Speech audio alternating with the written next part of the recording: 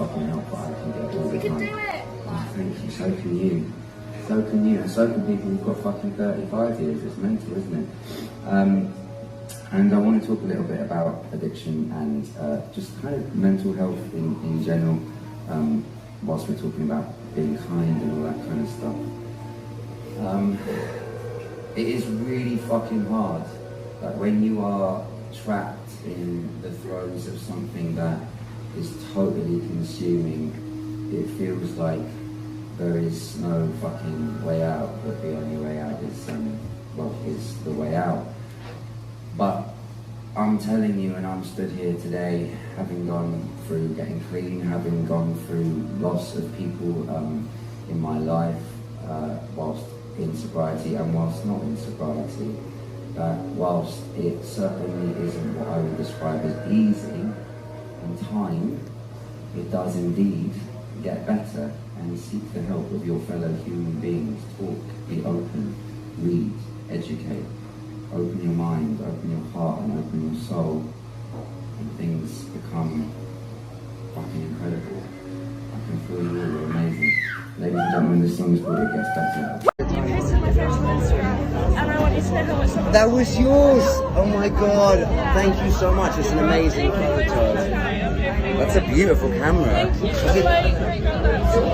Oh my god, it's amazing. I had exactly the same one. I think it was exactly the same. It's an F2, my mum had, I think it was an F4 or 3, something like that. But they're amazing. You're an incredible photographer. I'm sorry I didn't tag you immediately. I got a message from your mate being like, can you go to my bed? No, don't tell her off. No, it's good. It meant that I knew you did it, and well done. Thank you so much for coming and seeing me. I've got to go and land my ego very safely so that I don't become an arsehole in life. May I have a cuddle? Thank you, darling. Thank you so much. This is 2022 encapsulated. Just two dudes talking into their computers, trying to make a connection. Screaming into the internet, into the void. Help us! But also, I like was not great in that audition either. Like, I remember. Were you with Kristen? Did you play opposite her? No. So I never screen tested or never auditioned for Edward. Like it was more of just like a conversation where they were like, we really want Jamie to come along. We'd love him to be a part of this. We see him as a potential Edward. And it just like, it didn't work out. But then when I went back to read for Caius, I remember like, I was still so young. I was like 19 and I forgot the lines. And I said, I was really sorry in the audition. And I remember my agent at the time called me and afterwards, and they were like, the audition was fine. Just never say sorry in an audition ever again. Project absolute confidence. You nailed it. Don't apologize. Yeah. Yeah, which is not a note I've ever taken with me, by the way. So, you know, I still say sorry if I get things wrong because accountability, right? So, yeah, like that was a crazy time too. Yeah, wild. Hannah wants to know, hey, can you please ask Jamie Bauer to say, stop it, behave yourself? I need this. So you must be aware of this. I did. Then I went to YouTube and sure enough, there are tens of thousands of views on compilations of you saying, stop it, behave yourself. Is this like a go-to? Is this like your go-to phrase that I was unaware of? I think it was. Being British, I'm very unable to sort of handle any form of praise, and stop it, behave yourself was sort of a shutdown. It was like, no, don't do that. Let's move on. Like that's making me feel funny. So I am aware of it. Yeah. Okay. Hello, I'm Jamie Campbell Bauer. I'm here at Fan Expo, and I'm going to find out which Stranger Things character I am. Okay. Blast. I'm Eddie. Hi, Joe. Hi, guys. Hi, hello, everyone. We're here. We loved you in Stranger Things. Thank you. Jamie plays Vecna, number 1, Peter, Henry. Like I said, many faces, and it's amazing. And it's been my favorite season thus far. Thank you. Love it. It's not just to do with me. The writing's brilliant, but thanks. It is brilliant, but you obviously made that character. Like, you just came right into it, and you absolutely smashed it. And we get to see so many different like personalities as well. Yeah. So it was just very cool. It's just all the voices inside coming out. Okay, speaking of voices, no, let's talk about this for a second because Vecna's voice is crazy. Yeah. Is that like, was that modified at all, or was that you? So it's predominantly me. The depth and the sort of lowness of it is all me. Like it's all, I had to like warm up beforehand and be in that sort of like super, that super growly kind of, but very relaxed state. Because when I first started trying to do the voice, I was doing like this classic monster voice. It was really crap, and I was at the reader and I was like, fuck, this is just not working. And then I went back home and started working on it more and found out these really nice like vocal warm-up techniques that I never really used for music or anything because I'm more sort of singing in like a upper register. And yeah, it just all sort of came together. And then we've got a bit of reverb on there. We've got a bit of distortion on there. I actually got sent the vocal chain the other day. Yeah, so there's a bit of stuff, but like predominantly it's me. That's impressive. Thank I don't you. know how you do it. Maybe gargle some whiskey or something and Smoke a lot of cigarettes and try and imitate Tom Waits. That's my vibe.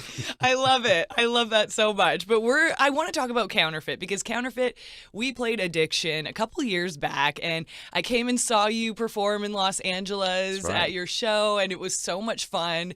And I'm like, what the heck, Jamie? What's going on? You guys have not done anything for 2 years. Yeah. Understandably, because you have been so busy acting and working on your solo material. Mm-hmm. But is Counterfeit still a thing? No, Counterfeit has been resigned to the watery grave. I'm sorry, Katie. I'm so sorry. I feel terrible. I feel bad that I have to be the one that breaks this news to you. It's okay because you're still giving us music, so Yeah. it's not the worst thing. You could just be like, listen up, I'm never putting out music ever again, I'm just acting. No, God, no. No, I'd go mad. Absolutely not. Okay, well that's fine because we still have the Counterfeit music to listen to. Yes. And I still love Addiction. I think it's a great song. I think it's so upbeat, and I would have loved to see this performed at a big festival because I think it would have been crazy to see in a setting like that.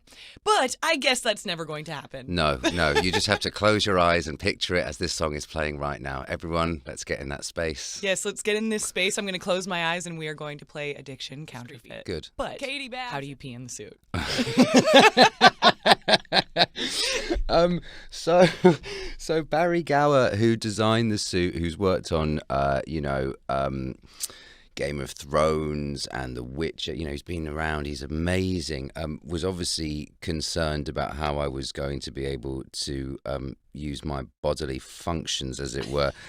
So the bottom half of the suit, sort of waist down, they're like a pair of trousers that I have to slip on. Everything else is glued, but the bottom half are trousers, and I have like a flap that like this fucking flap that goes from the chest like underneath my butt crack, and it's like, oh, poor Duncan Jarman, who like also like fitted the suit on me every day. He'd have to be down there, and if I needed to pee, and I have to wear these, I've got this like big hand as well, like these huge fingers, and then on the other side I've got nails that are glued on, so I can't touch anything without everything fucking falling apart. So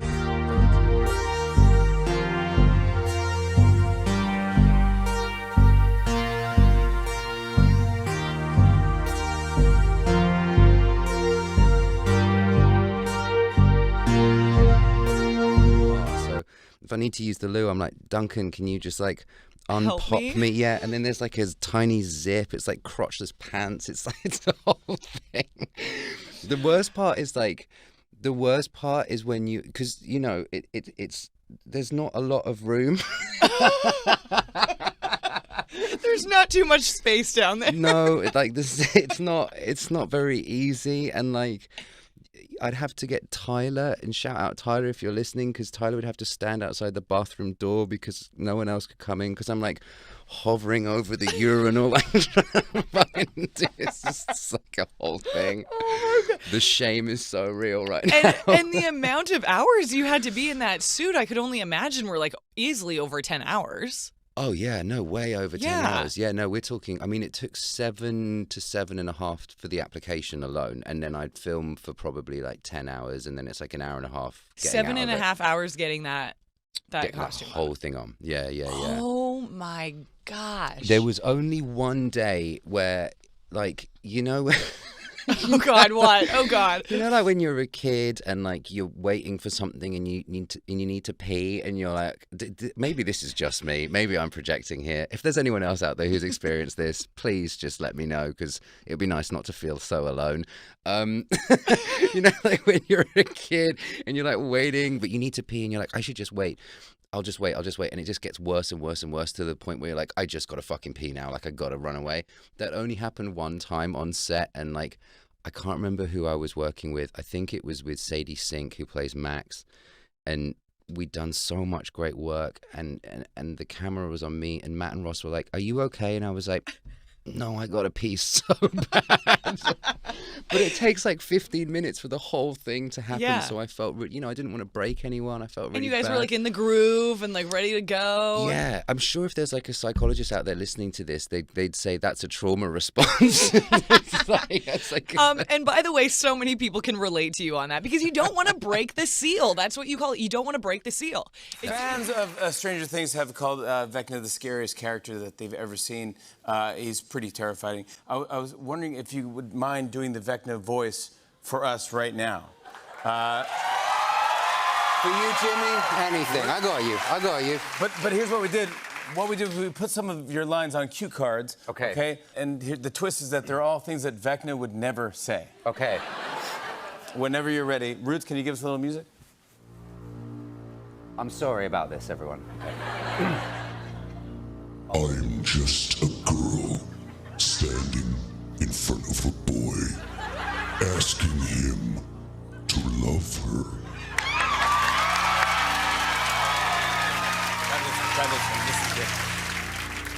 I'm cuckoo for Cocoa Puffs. Yeah. Jack, oh Jack, I want you to draw me like one of your French girls.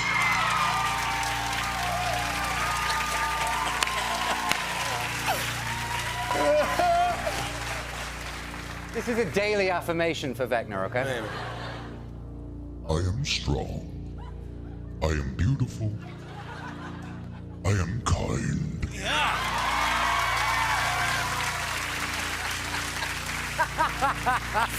All right, see what this is? All right. Yeah, this is for you, Jimmy. Okay, thank you. here This we go. one, I really beg that you do this one.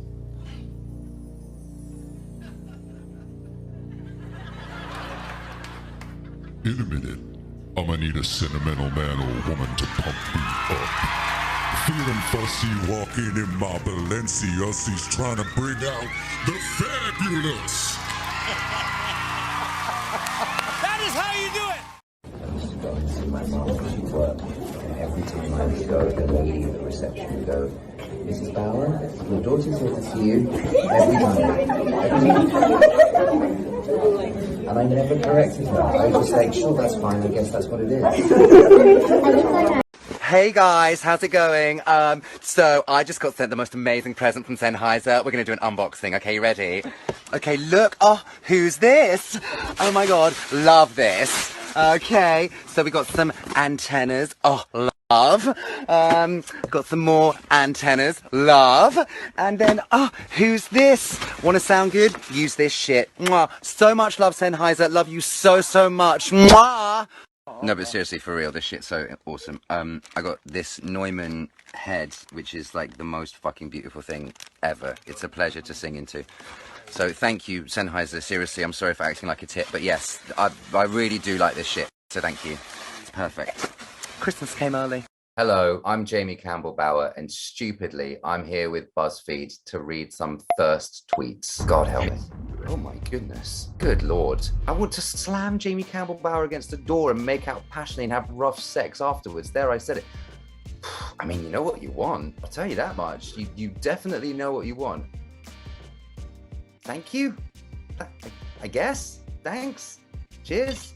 Good God. To be honest, I understand Vecna's motivations, because if I went from looking like a hot piece of ass to that, I would be mad. So it goes a little deeper than skin deep, but I mean, I kind of like the vines. The nails are great. There's a good nail salon in the Upside Down, I'm telling you. Dear Jamie Campbell Bauer, can I just suck your hand? How big is your mouth? Vecna, your time has come, me, to spank me, daddy. Jesus. Good Lord. There's a level of air that just seems to land after each one of these, which is getting progressively heavier.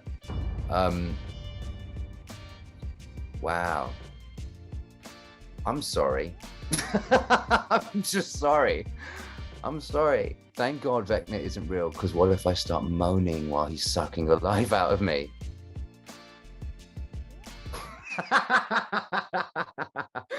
Wait, there's so much to that. That's a very smart tweet, because that's multi-layered. I want Vecna to blow my back out and destroy my insides. Daddy. I wonder how many people from the Netflix team are on this Zoom and having to listen to this right now, because I'm so sorry, everyone. Dear Jamie Campbell Bower, bite me, punch me in the face, spit on me, run me over with the bus, curb stomp me, break every bone in my body, please and thank you, and I love you. Wow, that's a lot. That is a lot. There's a lot of visuals there for me to kind of process. I'm a very visual person, and that's it's just kind of upsetting, actually, if I'm being totally honest. I'm kind of sad. I love you. You'll be all right. We'll get through this. Holy Jesus. My God. I feel like I'm in high school. I feel like I'm back at school. Not that this happened at school, but there's a weird feeling on the inside. Nobody told me Jamie Campbell Bower was in Stranger Things until now. Oh my God, I've wanted to suck that man off since 2013. It's a shorter period of time than I've been trying to suck my own self off. So, you know, me first, thanks. I feel like I've gone 19 rounds with Mike Tyson. It's been an absolute disaster. Thank you so much for all your weirdness. I love it and I appreciate it. And please don't forget to go and watch Volume 2 of Stranger Things. The V-Man's out there. Thanks. Unfortunate it was for him that on the final day of construction of this particular gallery, he miraculously fell from the top of that roof down and plummeted to his death on below before they had to pay the bill for this building. Just a little bit of factoid gold there for you. Factoid gold. Wow. Yeah, cool. Poo. There we go, that's tested now. Sorry. Childish. Can we put that in the blooper? Absolutely. Poo! Poo! Yeah, very polite, yeah. First kind of artists that I gravitated towards were actually more jazz artists. I gravitated towards like Frank Sinatra, Miles Davis, Cool. Wynton Marsalis. Like, I always like performers that seem to, I think, drag up a piece of their soul and put it into their music. And Miles Davis, for me, I listened to that guy play trumpet and I was like, what the hell is this? Like, this is the most beautiful thing I've ever heard. This man sounds like he's really upset when he's playing the trumpet, and it's beautiful. So that was kind of my first, those are my sort of first artists. And then... That's complex music to grasp at 12 or 13. Were you that old at that point? Yeah, I was 12, I think, when I discovered Frank, I was also like, you know, starting to feel things for the opposite sex, you know, and like Frank Sinatra is a great artist to sort of soundtrack that, you know what I mean? Yeah. The king, Frank Sinatra. The king, Old Blue Eyes, indeed. And so, you know, I think for me it was just about the sort of connection that the artist was having with what it was that they were doing. And then as I sort of grew older, I was gravitated more towards like rock music. I gravitated towards American rock music. You know, this is the sort of beginning of like Blink-182, Green Day, you know, even sort of very, very early My Chemical Romance. I really liked that. I really dug that kind of stuff when I was at school, but then also indie artists from when I was back home as well. Bands like the Libertines, the Kazals, the Rakes. I used to play drums in like a little indie band back home when I was like 16, 17. Played a few shows with those guys. And I will, and I don't want to jump around, but I will say your new single, "It Gets Better," reminds me a little bit of that '90s. It's a lot. It's actually it's almost like a poppier sound than some of your heavier stuff a couple of years before. Would you say? Yeah, totally. Yeah, and Definitely. it reminds me a little bit. It's getting into that like Blink. It kind of reminds me of that era of music, right? Would you say there's similarities in that? Yeah, I think so. Yeah. I mean, the producer that we use is Rob Cavallo. Oh, okay. So, Rob, I've known him for years. Yeah, so you know Rob. I mean, He actually produced my band when I was a kid. No way. Yeah. Yeah, No way. Yeah. So funny. Yeah, it's amazing. Well, he's one of the best. So I need to talk to him about that. Yeah. He'll love that. yeah, my band was called Black Cherry, and he did one of our demos. Yeah, that's awesome. So growing up, those were your influences, Sure. and then at some point, do you start, forming a band when you're 15 or 16? Right. And you start playing out. Yeah, exactly. Yeah, at 15, I formed a band called the worst name ever, the Darling Buds. I mean, it's just awful. I've heard worse. Really? Yeah, I have. I definitely heard worse. It feels bad to say. Yeah. But I started it when I was at school, and it sort of had various different lineups. We would play shows, like in London occasionally, or down on the coast near where we were from. Good morning, everyone. It's a beautiful day, and I've been asked to take over the counter at Instagram today. I suppose to kind of run you through what I do with my days. I don't know. We'll see. But I hope everyone is feeling beautiful this morning. It's a beautiful sunny day in Los Angeles. Peace. First things first. We've got to have some coffee. Coffee now. Let us remember we have been given the gift of life, and we are obliged to test our wings and spring forth, displaying the message that's within. Even when fear crouches close at our heels, we can elude its grasp if we remember this message that eternally accompanies us. All is well. Life is a series of opportunities for emotional, spiritual, and intellectual growth. No opportunity for action is beyond our capabilities. I will look to this day only. I will be invited to participate in those experiences designed for my particular development. All is well. I know you zoomed in. I have no idea. Broccoli and spinach soup the other day, and we froze it, so we're reheating that. Lunchtime.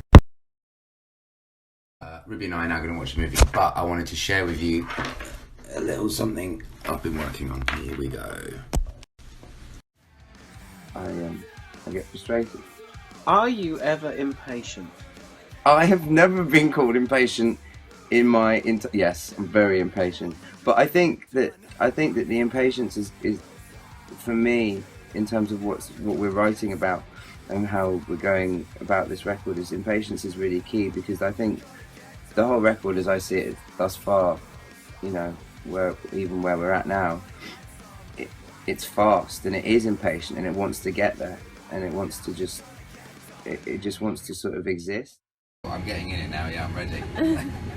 I didn't believe it. I didn't quite believe it. I thought someone was playing a terrible joke. I was actually having a party at my house at the time. Put the phone down and pretended like it hadn't happened. I was pretending like it hadn't happened and didn't tell anyone. Oh, nice. No one needs to hear this, man. This isn't really imperative stuff. Yeah, you're just reading the news to me. I listened to it this morning. Well, I'm basically a broadcaster, so...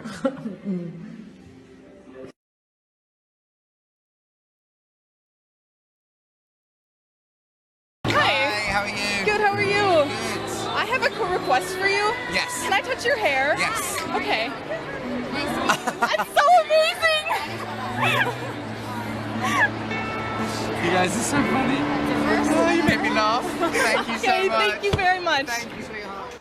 Hello, my name is Jamie Campbell Bauer, and I'm sorry for interrupting whatever it is that you're doing, but I need your help. A couple of weeks ago, I received an email from a friend of mine called Mary Sohn, who in 1999 set up FilmAid, and what is now Sempanyar. And she asked me if I knew anybody who would be able to help her raise awareness and raise funds for her organisation, since during COVID and during this time of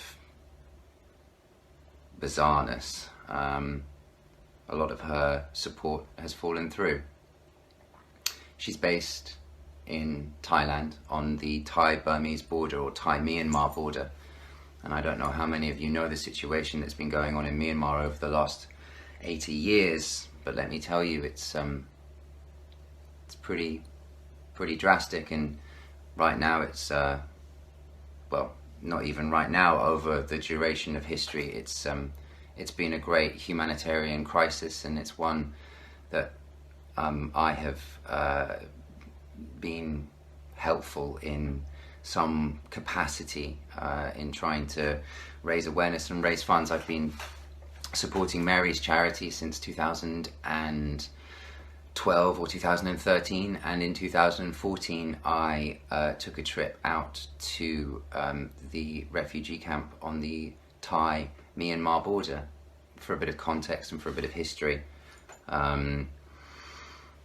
Myanmar has been a place of great conflict since colonial Britain.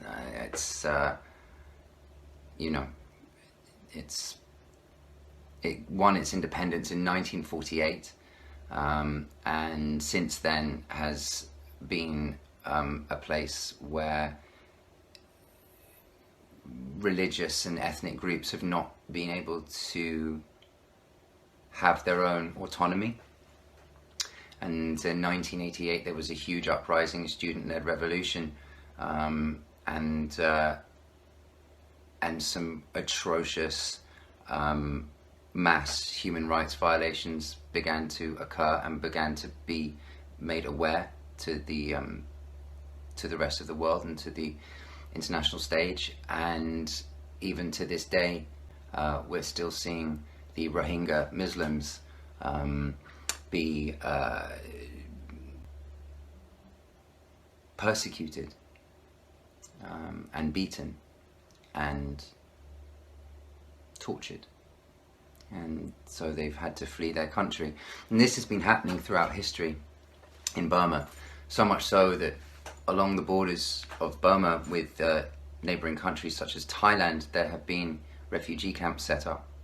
And I went to a refugee camp in 2014, a refugee camp of about 40,000 people, I believe, live there now. And I went there with my friend Mary Sohn, who's been living there since 2011. She gave up her job, she gave up her life to help people, and I went there and I saw firsthand what it is like. Mary's work,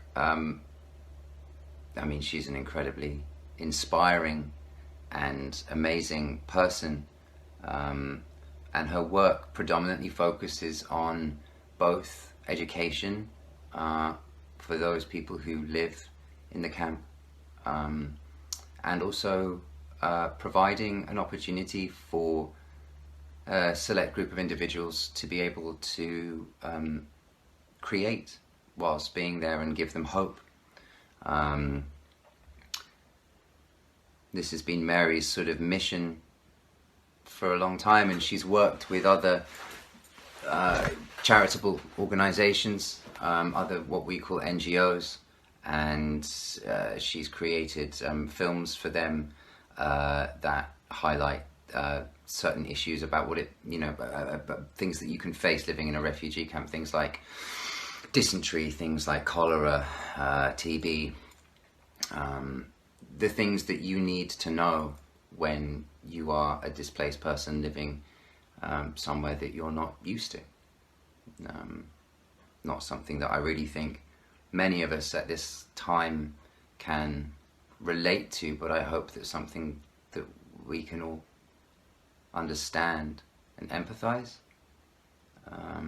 So Mary has asked me to help her, and in turn I am asking you to help Mary and to help me and to help all these people.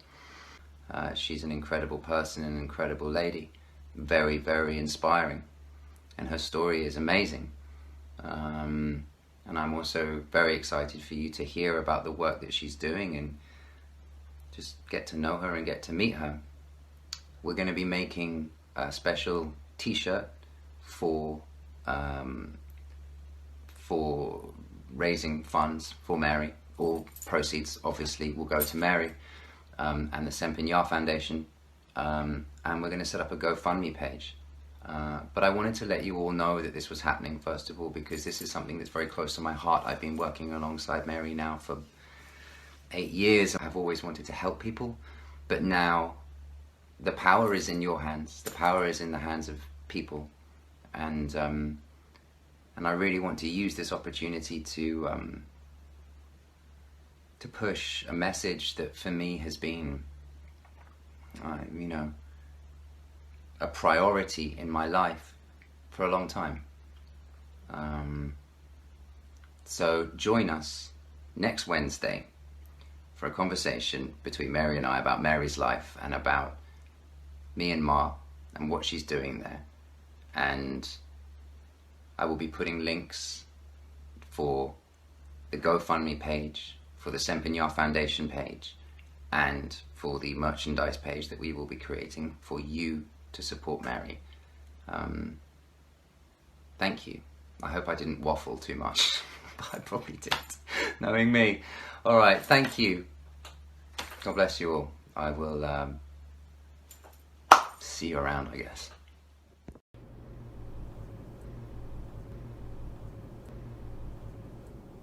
Hello, I'm Jamie Campbell Bower, and I've just had the most amazing visit at the Royal Brompton Hospital here in Chelsea. Got to meet some incredible young people and incredible kids, inspiring people, hear their stories, and I'm very, very, very proud to be a supporter of this charity and the work that everyone does here and also within the hospital. Please check out the website and support us when you can. Thank you.